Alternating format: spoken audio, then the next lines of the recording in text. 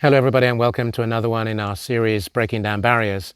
My name is Chris Igwe and I use this as the backdrop to my book Breaking Down Barriers, my journey from a small African village to the world stage. Breaking Down Barriers. I take a chapter, I share with you some thoughts and ideas and help you to understand how this relates to you in your own life. Today we're going to talk about this chapter on cultivate a sense of adventure. Cultivate a sense of adventure. Let's think about it very simply. We were young, we were kids, we were growing up, and we loved these stories about adventure. Maybe you've got your favorite books and maybe your children are reading them now, or your grandchildren in our case. There are just things that capture us because that takes us out of wherever we are, and we absorb and enjoy that story and make it into our own and make it alive. So why should that change when we get older?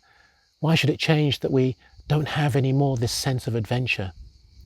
I know many people who remain in the village where they are, in this beautiful environment that we're in, for example, just now. It's a village, a small village, little known, but it's where our friends are and where we're staying.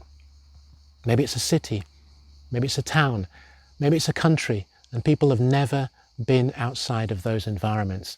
And I think to myself, that's sad, that's a shame.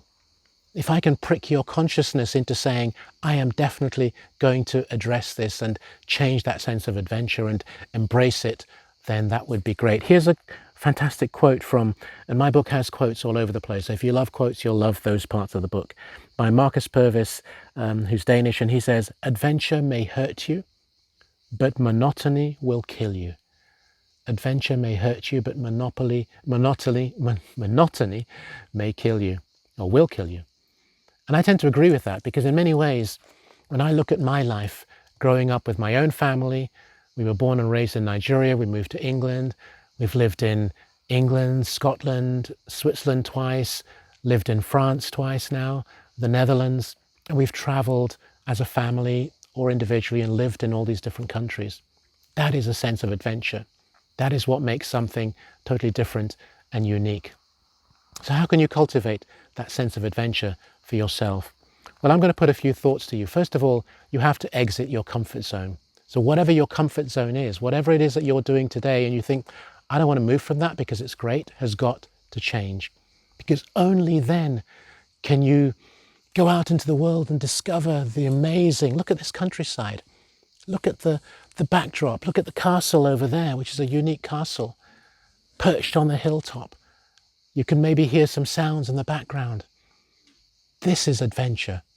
And maybe it's only for a brief period of time, but allow yourself to open up to it and discover it, because you'll meet amazing people. You'll eat incredible food.